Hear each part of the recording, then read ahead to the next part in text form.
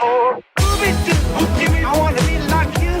Scooby-Doo, I wanna walk like you, talk like you. What's up, guys? Ghost Rider 822005 here, bringing guys with finally another action figure review. Today I will be reviewing the Marvel Legends Thor: Love and Thunder, Mighty Thor, and King Valkyrie. Yes, this is my first review in a long time. It's finally summer break. I don't have track, so I'm actually getting time to, do stuff I want. So, yeah, in the front, you see both Jane Foster Thor, Mighty Thor, with all their stuff. There's a hammer, extra head. Here's King Valkyrie, with the Korg head and her sword and stuff. I don't know which figure I'm more excited for. These are my two most anticipated figures from the wave, just because they look really good.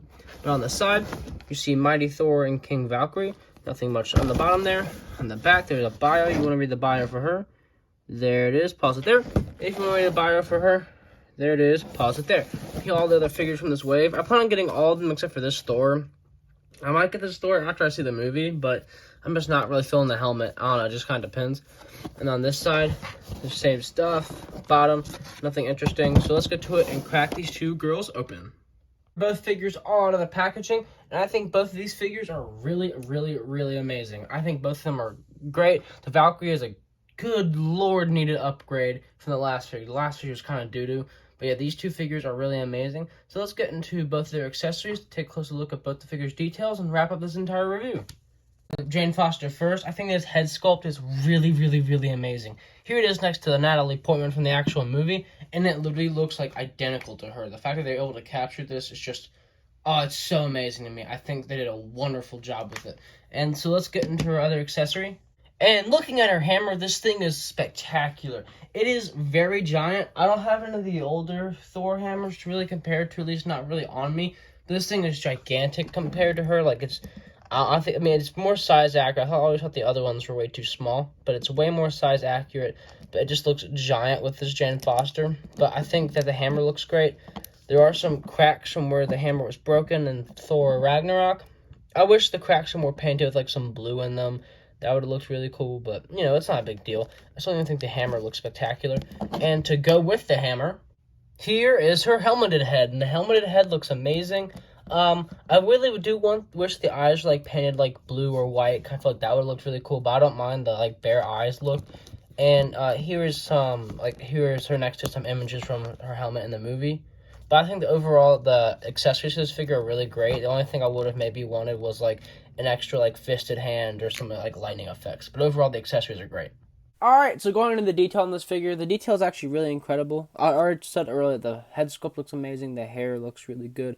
But body-wise, just move the hair out of the way. You see these two little Thor, like, little discs. They're down here, too, but the entire body looks really amazing. I love the costume design. It looks like, it's not, like, completely, like, one for one from the comic, but I feel like it's a great adaptation of it. Plastic cape is pliable. I need to get a giant thing of red fabric to replace all the capes on the Thors on this wave. But, yeah, I think this entire body looks really cool. Again, I wish she had, like, a fisted hand and included with also the open hand, but I don't really mind too much. The back looks very, very cool, all detailed. Not painted, really, but that's fine. Skirt allows for a lot of range. I'm glad they added little cuts in there so she can still move and do everything. Little wings on the side of the boots, those look really cool. I like those a lot. Everything on this figure looks great. I don't have any, like, paint detail missing or anything. Everything looks great. She's really fun to play with. I just think the way this figure looks is amazing. So let's get into Jane's articulation. Alright, so going to Jane's articulation, with this head, she looks up, only really that much. Not a ton, mainly because of the hair. Looks down, great amount. She can look side to side. And she has a great amount of pivot. I don't care what anyone says. These you can look at it. Dumbbell joints are 10 times better than the disc hinge because now they can get so much more movement. With the Natalie Portman head, putting that on there. If I can get it on there, hold up. Do off-screen magic. There we go. She looks up, actually somehow worse. I think the hair sculpts. There's a lot less room, it looks like, on this head. But she can look down. She can kind of look side to side. And inside that little pivot there, but I'm gonna keep her displayed with the masked one because I don't know. How else would you have her displayed? Side to side's great.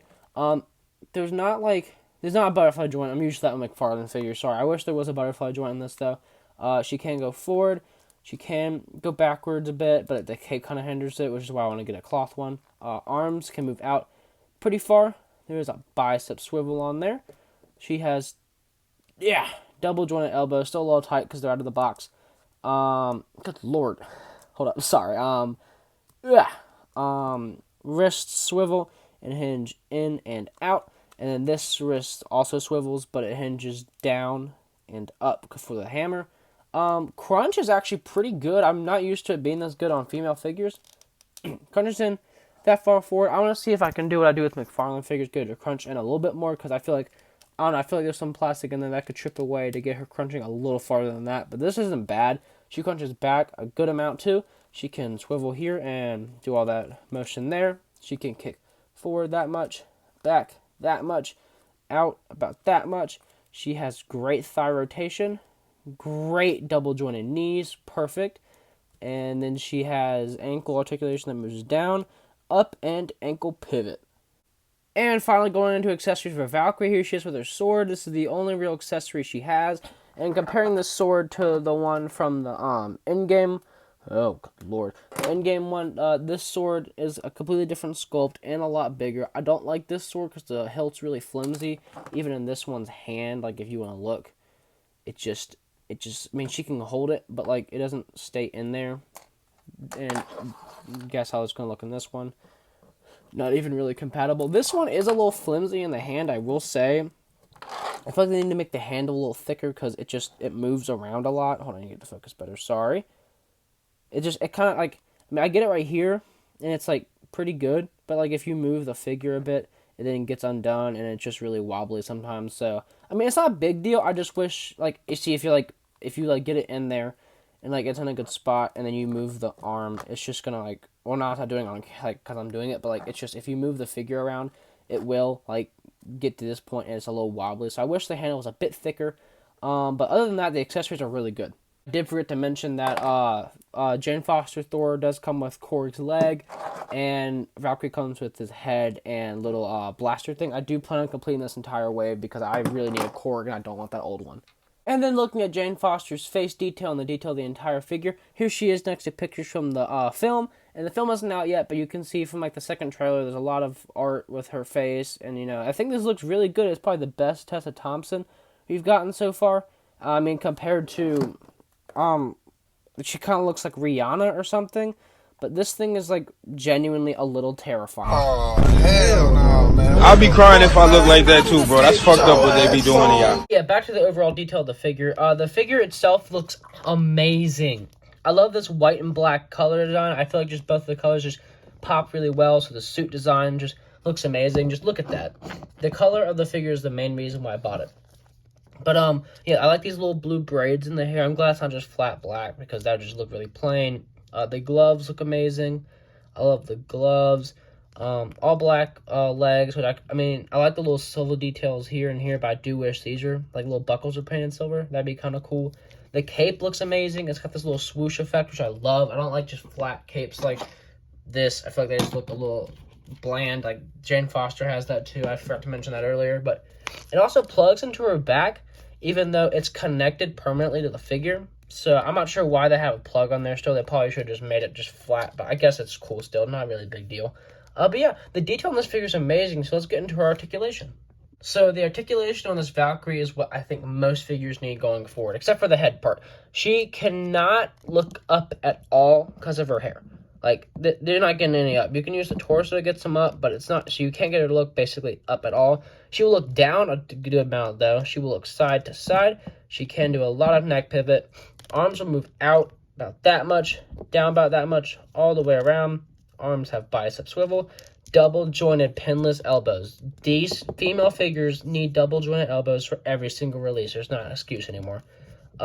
Wrist swivel, hinge down and up. This wrist also swivels but hinges in and out.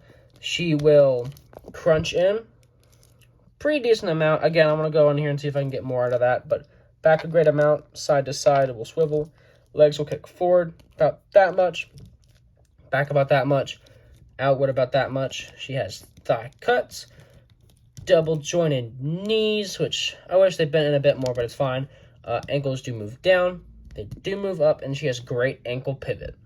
Alright, so going to size comparison, before we start doing that, we can see that Jane Foster is just, the top of her ears, a little over 6 inches tall, and Valkyrie to the top of her head is about a little under 6.5 inches tall.